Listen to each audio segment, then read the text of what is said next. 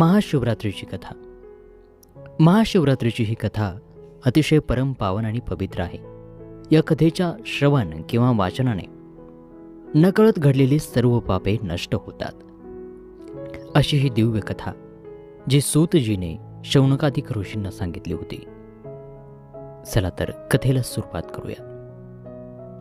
विंध्य पर्वतात एक व्याध राहत होता. व्याध अर्थात शिकारी. तो हिंसक आणि निर्दयी होता. एके दिवशी नेहमीप्रमाणे शिकार करण्याच्या तयारीने शस्त्रे, फासे, जाळे सोबत घेऊन तो जंगलात गेला. तेथे एक भगवान शंकरांचे मंदिर होते. तो दिवस होता महाशिवरात्रीचा पर्वकाळ आणि त्या दिवशी सगळीकडून शिवमंदिर सुशोभित केले होते. मंदिराचा कळस चकाकत होता. मंदिरातील शिवलिंगाची भक्त मनोभावे पूजा करीत होते. ब्राह्मण समुदाय रुद्रघोष करीत होते. अखंड अभिषेकाची धार शिवलिंगावर धरली होती. टाळ मृदंगाच्या गजरात भगवान शिवशंकरांचे कीर्तन चालू होते. हर हर असा जयघोष भक्तजन करीत होते. अनेक दीप लावले होते. सुगंधी द्रव्यांचा दरवळ चहूकडे पसरला होता. त्या ठिकाणी तो व्याध आला. त्याने ते सर्व वातावरण पाहिले आणि सर्व प्रकाराची टिंगल करून तो तेथून शिव हर हर असे वेडावून पुढे दाट जंगलात चालला. चेष्टेमध्ये त्याच्या जिभेला शिवशिव म्हणायची सवय लागली. तो दाट जंगलामध्ये शिरला.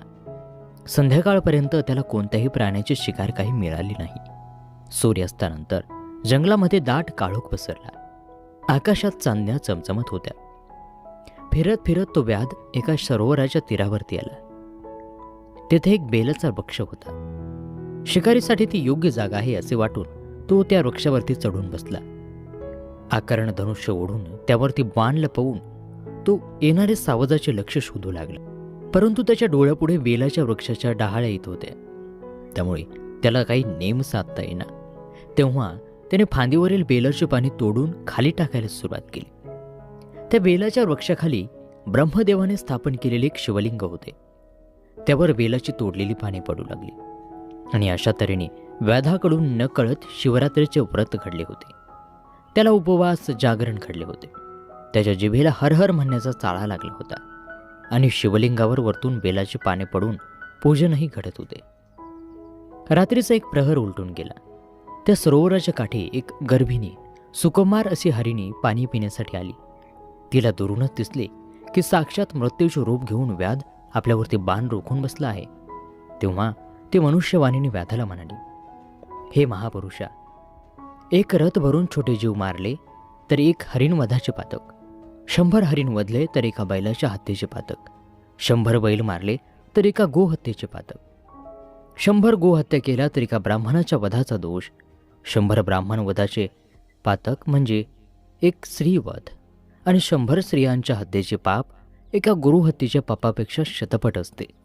तर हे माझा अपराध नसताना तो माझ्यासारख्या गर्भिणीला मारू नकोस. माझ्या उदरातील निष्पाप कोवळ्या जीवाचा वध करून दोष घेऊ नकोस.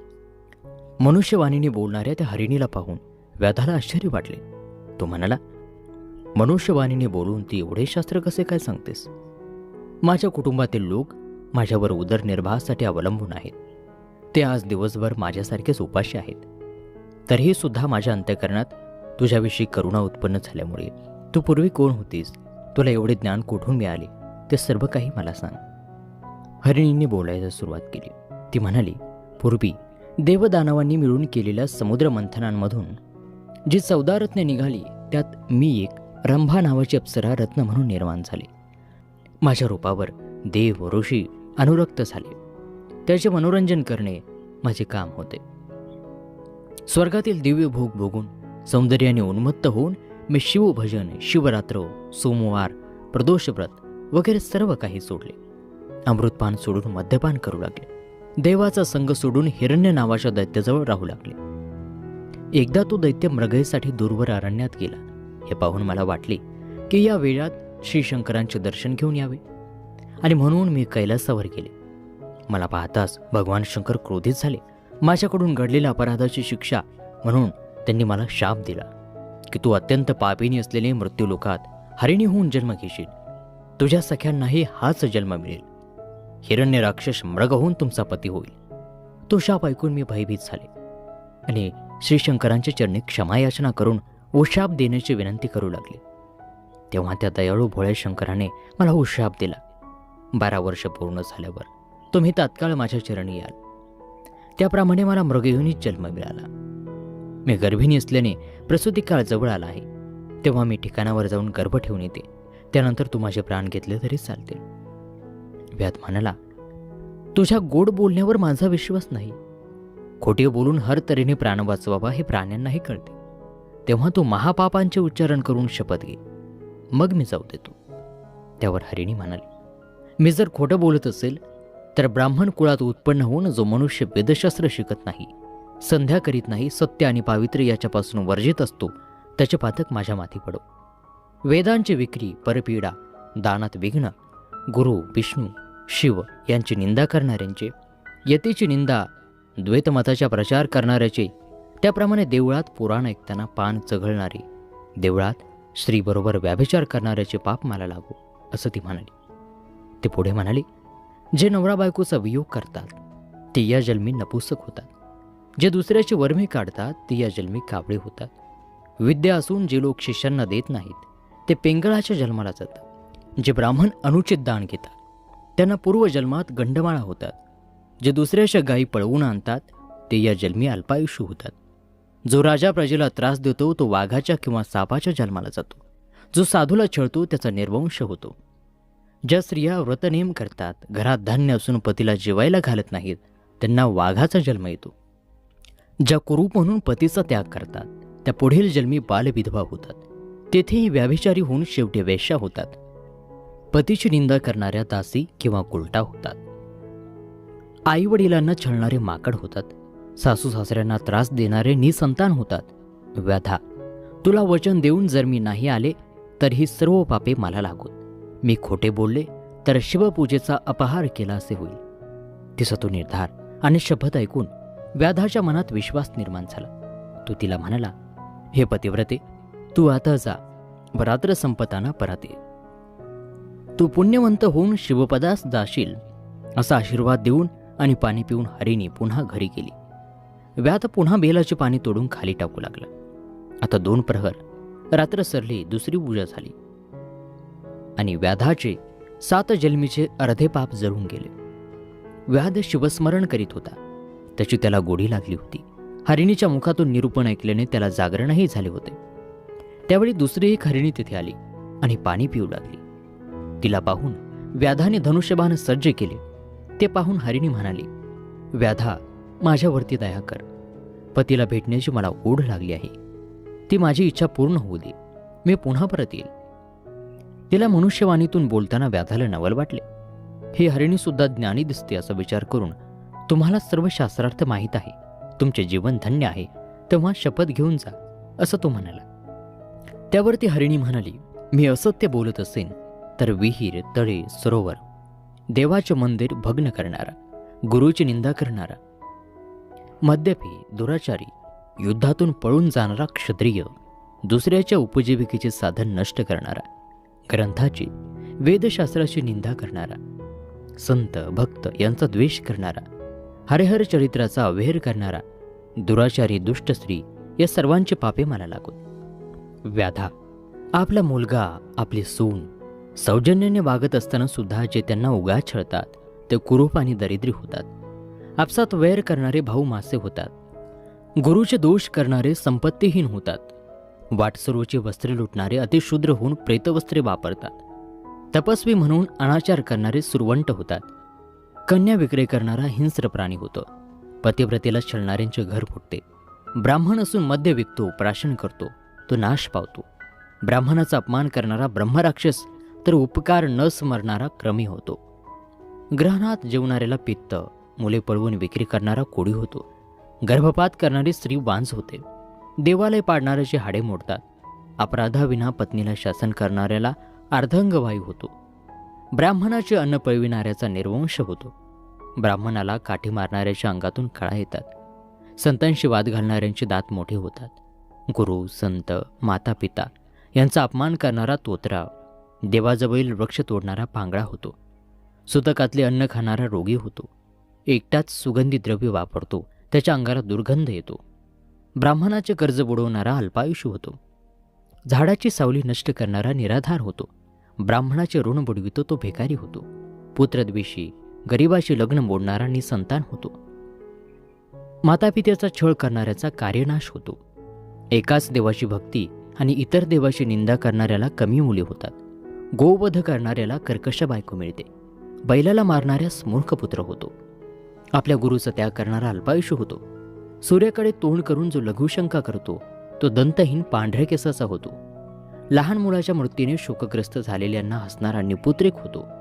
असे म्हणून ती हरिणी म्हणाली, मी पतीला भेटून लवकर परत नाही आले तर मला ही सर्व पापे लागून. व्याध तिला म्हणाला, ठीक आहे, तू फार ज्ञानी दिसतेस. घरी जाऊन लवकर परत ये. त्यानंतर एक हरिण पाणी पिण्यासाठी सरोवराकाठी आले. त्याच्यावर शरसंधान करताच तो व्याधाला म्हणाला, व्याधा, माझ्या पतिव्रता स्त्रियांना मी विचारून येतो. तुला दिलेले वचन मी नाही पाळले तर कीर्तनात विघ्न आणणाऱ्यांचा निर्वंश होतो. शूद्र ब्रह्मकर्म करणारा नरकात जातो. तीर्थयात्रेत विघ्न आणणाऱ्याच्या अंगावरती जखमा होतात, तोही नरकात जातो. आईवडिलांचा द्रोह करणारे व्याधीग्रस्त होतात, पिशाच्य होतात. गुरुद्रोही भूतयोनीत जातो. भरपूर जेवण घेणाऱ्या सदृढ ब्राह्मणांना असणाऱ्याला अन्न बेचव लागते.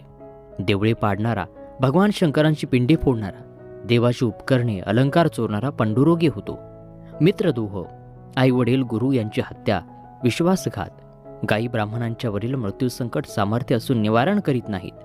ब्राह्मणाला बाहेर थांबून घरात पक्वान्य भक्षण करतात. सोयऱ्याची प्रार्थना करतात, त्यांना संग्रहणी पोटसोडही दुखणी होतात. पंचयज्ञ न करणारे, ब्राह्मणाचे घरे जाळणारे, गरिबीला वाटेत लुटणारे, संतांचा अपमान करणारे, गुरुला छळतात, त्यांची परीक्षा घेतात, त्यांच्यावर आरोप करतात, ती माणसे निपुत्रिक राहतात. शिवकीर्तन न ऐकणारे कर्णपीडित होतात. बडबड करणारे बेडूक होतात.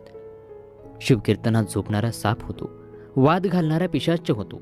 अशा तऱ्हेची अनेक पापे मी जर वचनभंग केला तर माझ्या माथी पडोत. व्याधाला आता शिवनामाची फार गोडी लागली होती. त्याचा कंठ दाटून आला. डोळ्यातून अश्रू उघळू लागले. बेलाची पाने खोडून तो खाली टाकत होता. शिवपूजन घडतच होते. रात्रीचे 4 प्रहर शिवजागर झाला. रात्र संपली. अरुणोदय झाला. तेवढ्यात तिसरी हरिणी आली. आपण हिला तरी मारावे असा विचार व्याधाच्या मनात आला. तोच हरिणी मनुष्यवाणीने बोलू लागली, व्याधा, तू मला मारू नकोस. घरी माझे बाळ आहे. त्याला स्तनपान देऊन मी परत येते. मी वचन मोडले तर मला अनेक महापापे लागतील. आता ही कोणता शास्त्रार्थ सांगेल अशा कुतूहलाने व्याधाने तिला, तू काहीतरी शपथ घेऊन जा असे म्हटले. हरिणी म्हणाले, गवत जाळणारा, गावाला आग लावणारा, गोब्राह्मणांचे पाणी अडविणारा क्षयरोग होतो. ब्राह्मणाचे घरे हिसकावतात, त्यांची पूर्वज रवरव नरकात पडतात. आई मुलगा, पतीपत्नीमध्ये भांडणे लावणारे, देव ब्राह्मण यांना वंदन न करणारे, कठोर बोलणारे, त्यांचे हातपाय यम तोडतात. चोरटी नजर ठेवणाऱ्यास नेत्ररोग, पुस्तके चोरणारा मुका होतो. भक्ताची निंदा करणारे मुखाचे रोग भोगतात. आई वडिलांना ताडण करणारे लुळे होतात. कृपण सर्प होऊन धनाचे रक्षण करतो. यतेला भिक्षा न घालणारा शिवाच्या कोपाला बळी पडतो. संतती संपत्तीला मुकतो. जेवणावरून ब्राह्मणाला उठविणे सर्वात मोठा अधर्म आहे. पारधी हरिणीला सद्गदित होऊन म्हणाला, तू निशंकपणे घरी जाऊन तुझ्या पाडसाला स्तनपान देऊ नये. त्या हरिणीपैकी पहिली हरिणी प्रसूत झाली. दुसरीने पतीची भेट घेतली. मग हरिण आणि 3 हरिणी व त्यांची पाडसे व्याधाकडे आली. प्रत्येकजण व्याधाला माझी शिकार प्रथम कर असे म्हणू लागले. त्यांची ती बोलणे ऐकून परस्परावरील प्रेम, त्यामागची भावना, व्याधाच्या अंतःकरणात करुणा उत्पन्न झाली. तो झाडावरून उतरून खाली आला आणि हरिणींच्या पाया पडला. तो म्हणाला, तुमच्या मुखातून निरूपण ऐकून माझे जीवन पावन झाले. आता तुम्हीच माझे मातापिता आणि गुरु आहात. संसार लटका आहे. शिवपदी पोहोचण्याची मला ओढ लागली आहे. आणि असे म्हणता क्षणी आकाशातून विमान आले. त्यात पंचवदन दशभुज व्याघ्रांभर नेसलेले तेजपुंज शिवगण बसले होते. किन्नर वाद्य वाजवित होते. विद्याधर गाणी गात होते. देव वर्षाव करू लागले. हरिणाची शरीरे दिव्य झाली. व्याध त्यांना नमस्कार करीत शिवहर मंत्र म्हणू लागला. त्याचा देह दिव्य शिवगणासारखा झाला. हरिणासह सर्वजण विमानात बसले. देव व्याधाची प्रशंसा करू लागले. व्याध शिवपदी पोहोचला. मृगांना तारामंडळात स्थान मिळाले. भगवान व्यासांनी लिंगपुराणामध्ये जे वर्णन केले आहे त्याचे हे प्राकृतमध्ये वर्णन होते की महाशिवरात्रीची व्रतकथा श्रवण केल्याने सर्व पापे नष्ट होतात. ही कथा ऐकणारा खरोखरच पुण्यवंतांनी धन्य होतो. अशी ही महाशिवरात्रीची कथा या ठिकाणी समाप्त होत आहे. ही कथा तुम्हाला कशी वाटली सांगायला विसरू नका आणि आपल्या आप्तिष्टांसोबत नातेवाईकांसोबत शेअरसुद्धा नक्की करा. पुन्हा भेटूयात नवीन व्हिडिओत नवीन माहितीसह. तोपर्यंत नमस्कार. ओम नमः शिवाय. धन्यवाद. चैनल को सब्सक्राइब करें. Thank you.